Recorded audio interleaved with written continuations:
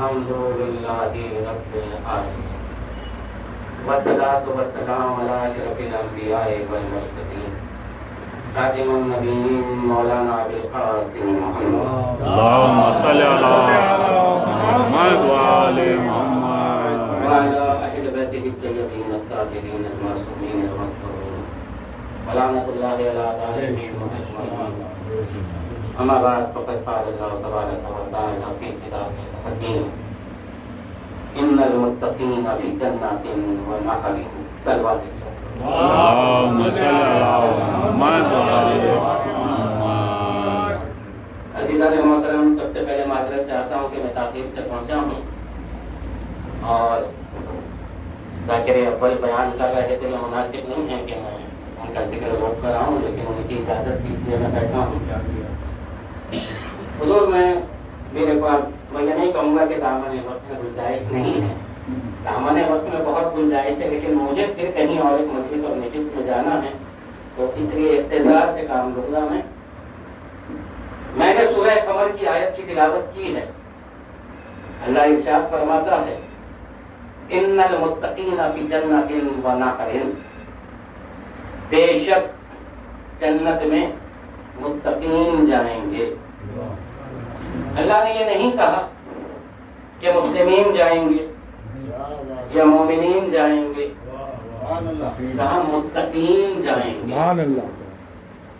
سوال یہ ہے کہ جب یہ جاننے والوں، عام عوام کی بات نہیں ہوتی ہے، جو عربی جانتے ہیں، تو ان لوگوں نے جب یہ دیکھا کہ اللہ نے بڑا آسان راستہ جنت کا بتا دیا ہے کہ متقین جنت میں جائیں گے، تو لفظ متقین کے فلسفے کو ہی بدل دیا.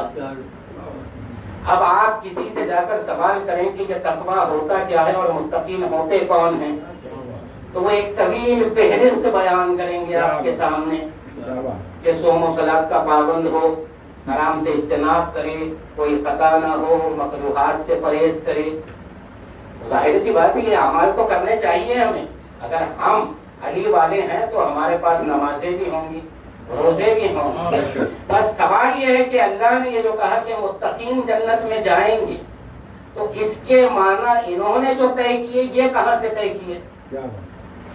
اگر قرآن میں کہیں مل جائے کہ تقویٰ کے یہ معنی ہے تو آپ کا ترجمہ، آپ کی تفسیر سے ہی قبول کر لیں گے ہم، یا کسی حدیث رسول میں مل جائے تو اسے قبول کر لیں گے. لیکن جب ایک طالب علم ہونے کی حیثیت سے میں نے تلاش کیے معنی کہ تقویٰ کے ہیں کیا، متقین کے ہیں کیا، تو بہت ڈھونڈنے کے بعد، کیونکہ تلاش اگر ہم صرف عقل سے کریں تو ناقص ہو سکتی ہے، اسی لیے قرآن کو سمجھنا ہے تو ان سے سمجھیں جن کے گھر قرآن آیا.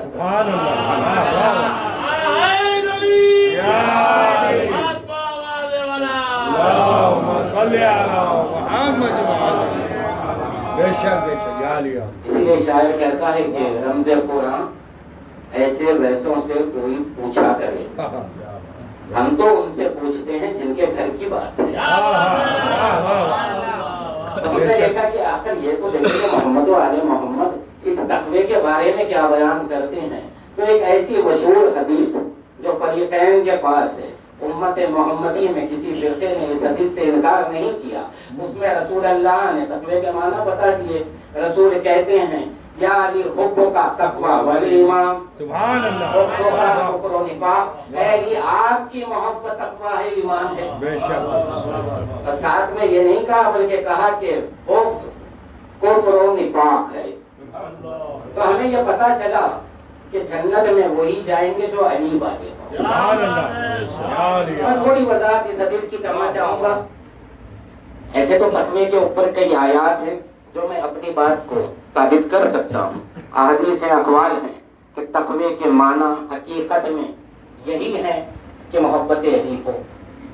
لیکن حدیث میں آپ نے غور کیا، رسول کہتے ہیں علی کی محبت تقوی ہے، ایمان ہے.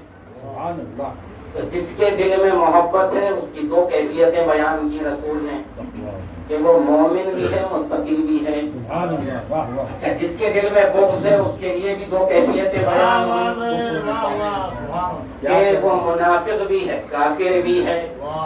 تو اس کا راز اس کی شرح آپ کو بیان کر دوں کہ بغض جب تک دل میں ہو وہ نفاق ہوتا ہے، ظاہر ہو جائے تو کفر ہوتا ہے.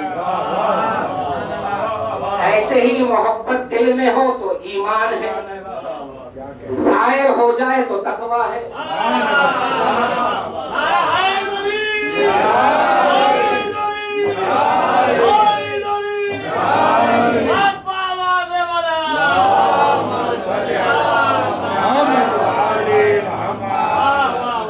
تقوی کے معنی تو اسی میں رسول بتا رہے ہیں کہ دل میں اگر ہے تو یہ محبت علی جو ہے ایمان ہے، لیکن جب اسی محبت کو عمل میں لاؤ گے. دیکھیے ایک وہ ہوتے ہیں جو اعمال ہیں وہ حکم کے تحت کیے جاتے ہیں، یا رسول کہتے ہیں محبت جب عمل میں آئے گی، محبت کا اظہار ہوگا تو وہ تقویٰ ہوگا. اب سوال یہ ہے کہ یہ محبت کا اظہار کیا ہے؟ کیونکہ امام سے ہم پوچھ رہے ہیں، امام نے کہا کہ ہماری خوشی میں خوش ہونا، ہمارے غم میں غمزدہ ہو جانا. تو اب اگر کوئی ماتم کرتا ہے تو تقویٰ ہے، اگر خوشی ذاتے آ جائے تو متقی ہے، علم کا احترام کر لے تو تقویٰ کر رہا ہے. تو عزادار در حقیقت میں متقی ہے، اور اللہ یہی کہتا ہے قرآن میں کہ جنت میں صرف متقین جائیں گے، یعنی کہ صرف عزادار جائیں گے.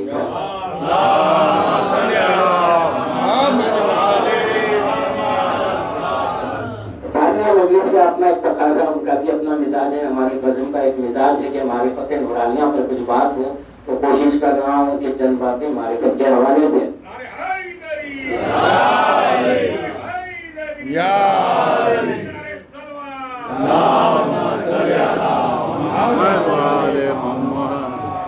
اختر بھائی آپ لوگ آگے آ جائیں نا، جگہ ہے یہاں پر. یا علی مدد آئیے.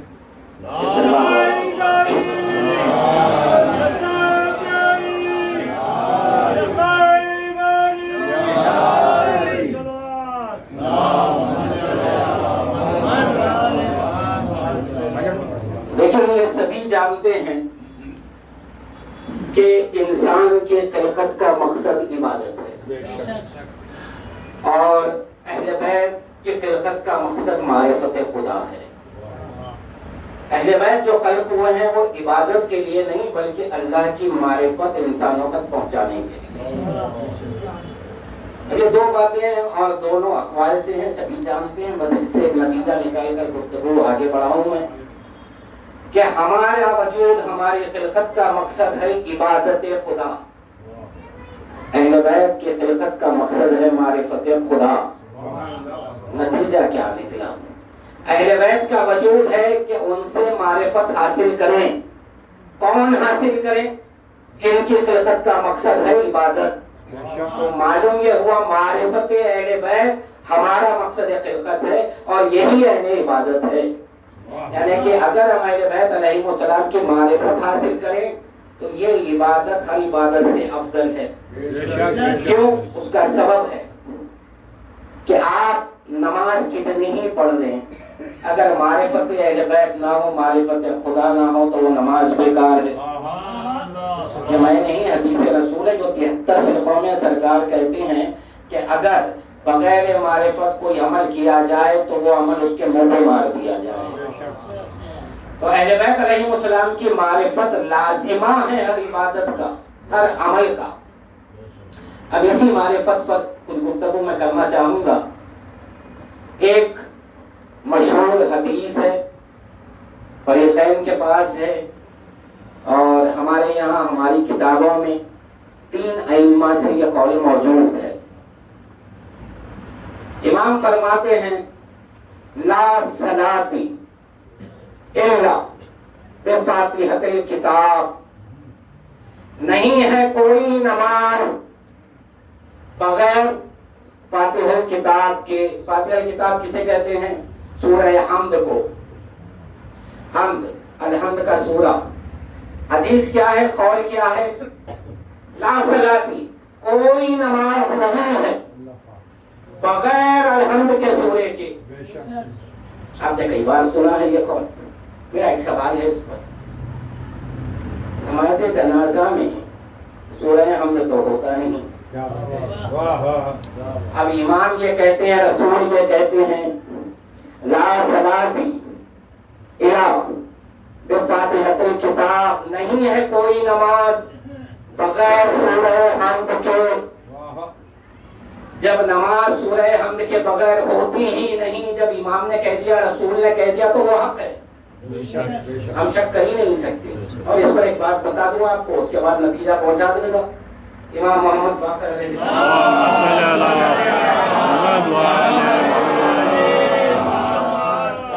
آپ فرماتے ہیں کہ ہمیں ہمارے وہ ساتھی بہت پسند ہیں کہ جو ہمارے اقوال پر گہری نظر رکھتے ہیں, اسے سمجھنے کی کوششیں کرتے ہیں, اور ہمیں ان لوگوں سے نفرت ہے کہ جو ہمارے اقوال سن کر بنا سوچے سمجھے رد کر دیتے ہیں.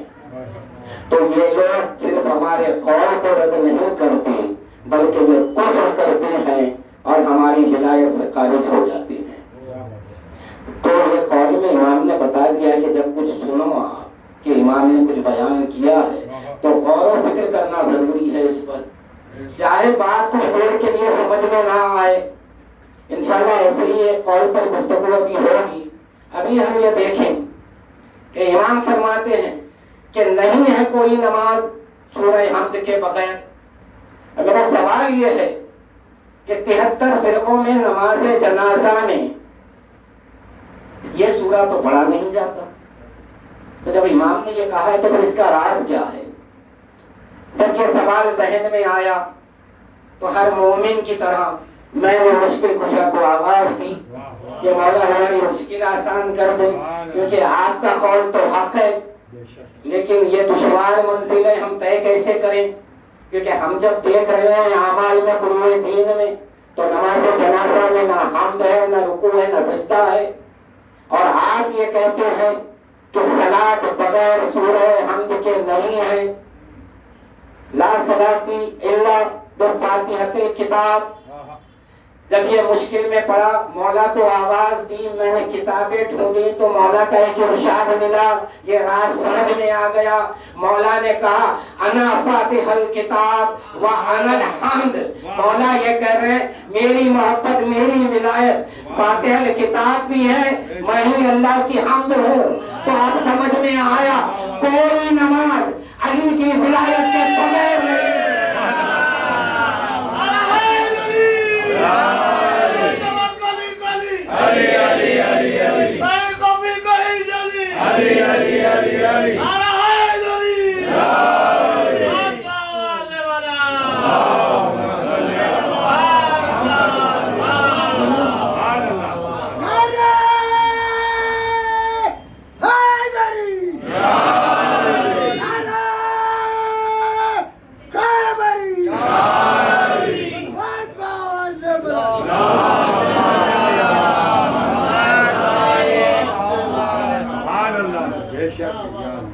اگر فاتح کتاب آپ مولا کو مانیں گے تو ہر نماز درست ہو جائے گی.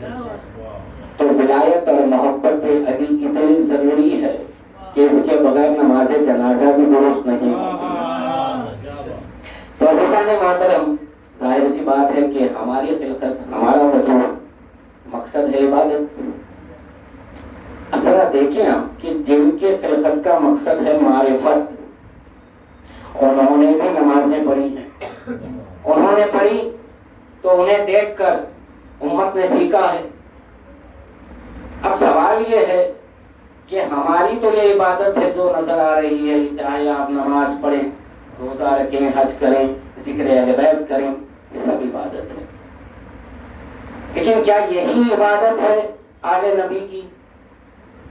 ایک سوال کر کے آپ تک یہ بہت اہم بات ہے پہنچا دوں انشاءاللہ کہ جب ہم صلاۃ ادا کرتے ہیں اور سورہ حمد کی تلاوت کرتے ہیں تو تمام امتی, تمام مسلمان یہ فقرہ جب ادا کرتے ہیں تو یہ دعا ہے وہ یہ ہے اہدنا الصراط المستقیم، ہمیں صراط مستقیم پر گامزن رکھ، صراط الذین انعمت علیہم، ان کا راستہ جن پر تیرا انعام نازل ہوا۔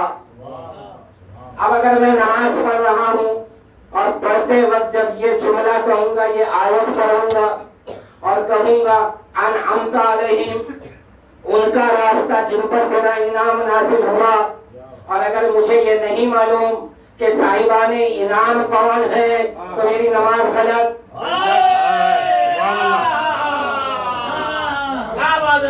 اور اگر معلوم ہے تو یہی ہے کہ 14 معصومین علیہم السلام صاحبان انعام ہے، تو ہم اللہ سے تو نماز میں کیا دعا مانگتے ہیں کہ ہمیں صراط مستقیم پر گامزن رکھ۔ کون سا راستہ ہے یہ؟ 14 معصومین کا راستہ ہے، یہ دعا ہے نا ہماری۔ اب سوال ہے میرا، 14 میں سے اگر کوئی فرد نماز ادا کرے، چاہے رسول یا علی یا حسین، جب وہ نماز پڑھیں گے وہ خود صاحبان انعام ہے۔ اب وہ جب کہیں گے اہدنا الصراط المستقیم، ہمیں صراط مستقیم پر گامزن رکھ، ان کا راستہ جن پر تیرا انعام نازل ہوا، تو یہ خود صاحبان انعام ہے۔ اشارہ کہاں جائے گا؟ جملہ حدث ہو جائے گا، کیونکہ یہ دعا وہ نہیں مانگ سکتے، اس لیے کہ وہ خود صاحبان انعام ہے۔ اور قبلہ اب سوال یہ ہے کہ وہ جب نماز پڑھتے ہیں اور یہ جملہ کہیں گے تو جملہ بس ہو جائے گا۔ تمام امتی جب کہیں گے کہ ہمیں صراط مستقیم پر گامزن رکھ، تو یہ دعا صحیح ہے۔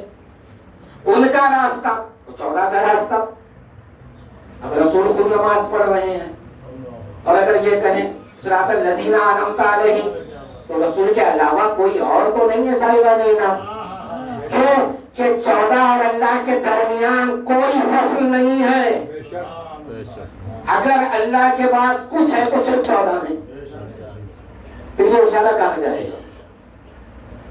اسی بات پر کمیل ابن زیاد نے مولا علی سے سوال کیا تھا، کیونکہ وہ سمجھ گئے تھے نماز پڑھ کر کے مولا کے پیچھے دیکھ رہے تھے کہ میں بھی جو پڑھتا ہوں علی بھی وہ پڑھتے، کیسے ہو سکتا ہے؟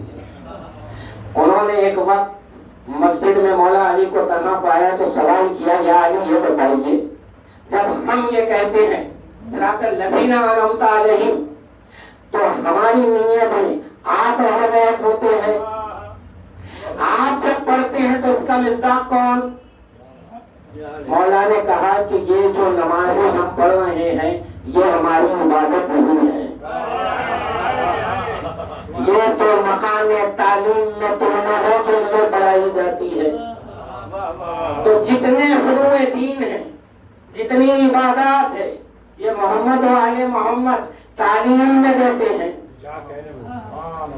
اس کے بعد کمیل نے سوال کیا کہ مولا یہ بھی تو بتا دیں آپ کہ آپ کی عبادت کیا ہے؟ تو مولا نے کہا کہ ہم جو عبادت کرتے ہیں تمہاری آنکھیں ہمارا سجدے کا ادراک نہیں کر سکتی، ہم جو کلمات ادا کرتے ہیں وہ تمہاری سماعت میں آ جائیں تو تمہاری عقل ادراک نہیں کر سکے گی۔ کہا کہ ہماری عبادت ہم تنہائی میں کرتے ہیں، امت کے سامنے نہیں کر سکتے، کیونکہ یہ سمجھ نہیں سکیں گے کہ ہم نے کیا کیا ہے، اور جو کلمے ہم ادا کرتے ہیں اس کا بھی سمجھنا محال ہے تمہاری عقلوں کے لیے۔ اب یہ گفتگو میں رہے، ان کے اور ایک ساتھی تھے حضرت بن نباتہ، یہ دونوں نے کہا کسی نہ کسی دن جب علی یہ کہیں گے سلونی تو اس وقت یہ سوال کر دیں گے ہم۔ تو جیسے ہی منبر پہ مولا نے کہا سلونی سلونی قبل ان تفتنونی، فوراً حضرت بن نباتہ نے سوال کیا یا علی آپ نے دعوی سلونی کیا ہے، آج بتا دیجیے کہ آپ کی عبادت کیا ہے۔ مولا مسکرائے، کہا کہ تمہاری عقلوں کے لیے محال ہے، لیکن کیونکہ تیرا سوال ہے مجھ سے تو ایک فقرہ اپنی عبادت کا سناؤں گا، اور سناتے ہی فیصلہ نہیں کر لینا میرے بارے میں جب تک اس کی شرح نہ کر دوں۔ یہ مولا نے صرف ازبک سے نہیں کہا، یہی میرا قول آپ سے بھی ہے کہ میں جملہ علی کا سناؤں گا تو پہلے فیصلہ نہیں کر لینا جب تک اس کی شرح نہ کر دوں. اب سنیں مولا کی عبادت کیا ہے. ایک جملہ مولا نے بتایا ہے, بہت سمجھ کے سن لیں آپ, انشاءاللہ لطف آئے گا آپ کو. مولا کائنات کہتے ہیں جب اللہ کے حضور میں پہلا قدم رکھتا ہوں تو میں کہتا ہوں تیرے پاس تجھی کو لا رہا ہوں. مجھے معلوم تھا سناٹا رہے گا, آپ نہیں پہنچے ہیں. مولا اللہ سے کہہ رہے ہیں کہ تیرے پاس تجھی کو لا رہا ہوں. تو سب گھبرا گئے وہاں پر کہ علی نے یہ کیا دعویٰ کر لیا. قبیل نے پوچھا یا علی اس کا مطلب سمجھا دے. مولا نے کہا میں یہ کہتا ہوں ذات کے پاس صفت کو لے کے جا رہا ہوں.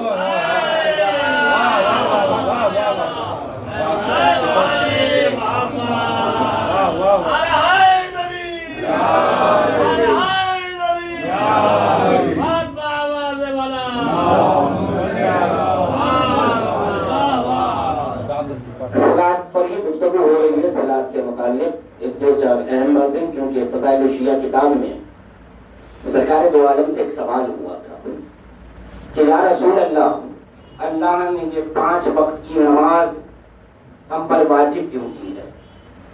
تو رسول اللہ نے کہا کہ اللہ نے یہ 5 وقت کی نماز تم پر اس لیے واجب کی ہے کہ کہیں تم لوگ میرے اہل بیت کے ذکر سے غافل نہ ہو جاؤ. یہ کہہ کر رسول اللہ نے جو بتا دیا کہ نماز میں اہل بیت کا ذکر ہے. تو اب میں بس چند باتیں صلاۃ کے حوالے سے کہ اللہ اکبر سے لے کے آخری سلام تک ہر رکوع میں ذکر اہل بیت ہے, کہاں کہاں پر ہے, کیسے ہے, وہ آپ کی سماعتوں کی نظر کرتا ہوں کہ جب آپ پہلی بار کہتے ہیں تکبیر بلند کرتے ہیں اللہ اکبر, جب سے آپ نے یہ کہا تو اس کا مطلب یہ ہوا کہ اللہ سب سے بڑا ہے. یہ ہوا نا, لیکن یہ بڑا کیا ہے, کبیر کیا ہے, اکبر کیا ہے, اسے سمجھنا بہت ضروری ہے.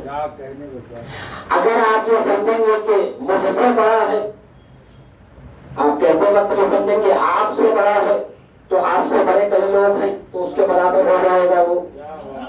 تو یہ اللہ اکبر کے معنی ہے کیا, اسے چوتھے امام نے سمجھایا ہے.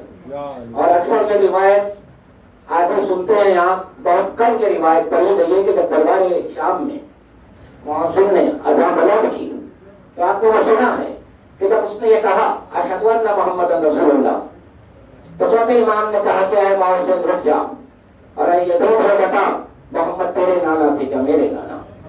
لیکن یہاں پر نہیں لگا تھا امام نے, پہلے جیسے ہی مؤذن نے کہا تھا اللہ اکبر, وہیں پر روک کر سوال کیا تھا کیا مؤذن رک جا اور یہ بتا کہ تو نے ابھی کیا کہا ہے.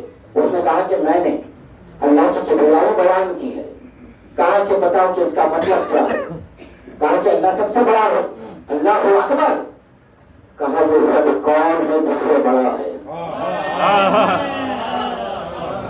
اس کے بعد امام نے کہا کہ ہم اہل بیت کبائر ہے, وہ اکبر ہے. جب تک یہ درمیان میں نہ ہو اس کی کبریائی سمجھ میں نہیں آتی. تو جس کے پاس اہل بیت کی معرفت ہوگی اس کا اللہ اکبر کرنا درست ہوگا. کیونکہ مجھے مانتا ہے کہ دنیا میں سب سے اعلیٰ جو ہستیاں نظر آئی وہ محمد و آل محمد نظر آئے. اب اگر یہ سجدہ کرتے ہیں تو کوئی اکبر ہے.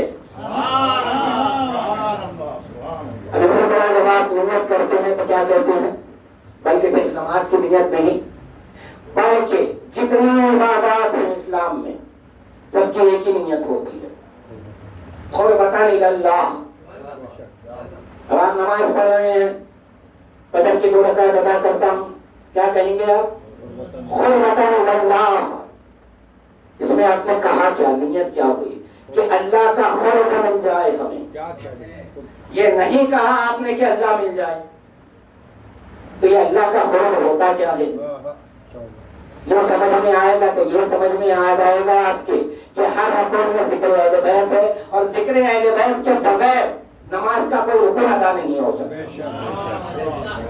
میں تھوڑا قرب کی وضاحت کر دوں, اس کے بعد آیت دے دوں گا آپ کو, قول دے دوں گا میں. اگر میں یہ کہوں کہ بیگ صاحب ممبر کے قریب آ جائیں، تو بیگ صاحب ممبر پہ بیٹھیں گے یا فاصلے پر بیٹھیں گے؟ تو مرکز سے جو تھوڑے فاصلے پر ہو اسے قریب کہتے ہیں، بے شک بے شک یا علی مرکز کو قریب نہیں کہیں گے، جو تھوڑا فاصلے پر ہو اسے کہیں گے کہ یہ قریب ہے۔ ہم نیت یہ رکھتے ہیں نماز میں کہ اللہ مل جائے نہیں، اللہ کا قرب مل جائے، تو اللہ کا کوئی قرب ہے۔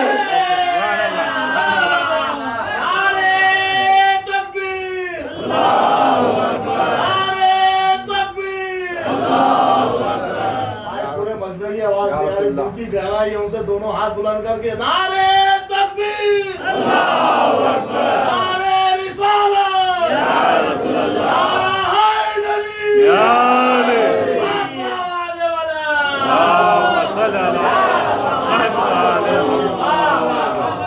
پتا چلا کہ اللہ کا تو خود ہے جس کی ہم نیت کر رہے ہیں۔ اب ہم بولیں کہ قرب کیا ہے؟ امام نے چھٹے امام کا ارشاد ہے نعرہ قربت اللہ، ہم اللہ کا قرب ہے۔ کہے کہ امام نے بتا دیا کہ نمازوں میں تمہاری نیت یہ ہوتی ہے اللہ کا قرب مل جائے، مطلب اہل بیت مل جائے، کیوں؟ اہل بیت مل جائیں گے تو اللہ مل جائے۔ اب یہ ہو سکتا ہے کہ غیر شدہ یہ کہیں کہ بھئی یہ امام کا ارشاد ہے، آپ کو مبارک، اسے ہم کیوں مانیں؟ تو یہ قانون رسول اللہ نے ہمیں دیا ہے اور اسی پر پوری شریعت ہے۔ رسول اللہ نے یہ کہا تھا کہ تمہارے درمیان دو چیزیں چھوڑ کر جا رہا ہوں، ایک اللہ کی کتاب اور ایک میرے اہل بیت۔ جہاں اہل بیت سمجھ میں نہ آئے قرآن سے مدد لے لینا، جہاں قرآن سمجھ میں نہ آئے اہل بیت سے مدد لے لینا۔ تو یہاں اہل بیت غیروں کو سمجھ میں نہیں آئے، رسول نے کہا تھا کہ قرآن کی کوئی آیت اگر مطابقت میں مل جائے تو یہ بھی حق ہے۔ تو اب یہ جو بات میں نے کہی ہے کہ امام نے کہا کہ ہم اللہ کا قرب ہیں، اس کے لیے آیت دے رہا ہوں میں۔ آیت دینے سے پہلے ایک مثال اور پھر آیت پڑھ دوں گا، آیت مشہور ہے، سب جانتے ہیں۔ بھائی اگر آپ کوئی شخص سے بامبے سے شہر حیدرآباد آیا، اب وہ آنے کے بعد ایک شخصیت کو ضرور رہا ہے، وہ کہہ رہا ہے کہ مجھے جو ہے مصطفیٰ نواب صاحب سے ملنا ہے، یہ اس کی نیت ہے۔ اب وہ بستی میں آیا، آنے کے بعد اس نے کہا کہ بھئی یہ مصطفیٰ نواب کہاں ملیں گے کہاں ملیں گے، تو ہر آدمی یہ کہتا ہے۔ اب وہ کہاں رہتے ہیں یہ تو نہیں معلوم، منان سے مل لیجیے وہ مل جائیں گے۔ تو پتا یہ چلا مقصد کچھ اور ہے۔ سلوا اللہم صلی علی محمد وآل محمد۔ اب دو شخصیتیں بہت قریب نظر آتی ہیں، اس لیے انہیں کا ذکر کیا ہے میں نے۔ دیکھیں آپ، مقصد ہے مصطفیٰ نواب، لوگ پتہ بتا رہے ہیں منان کا، کیوں؟ کیونکہ یہ جانتے ہیں یہ ملیں گے تو وہ مل جائیں گے۔ اب مسلمان اللہ کا پتہ ڈھونڈ رہا ہے قرآن میں، اللہ کہاں ہے پتہ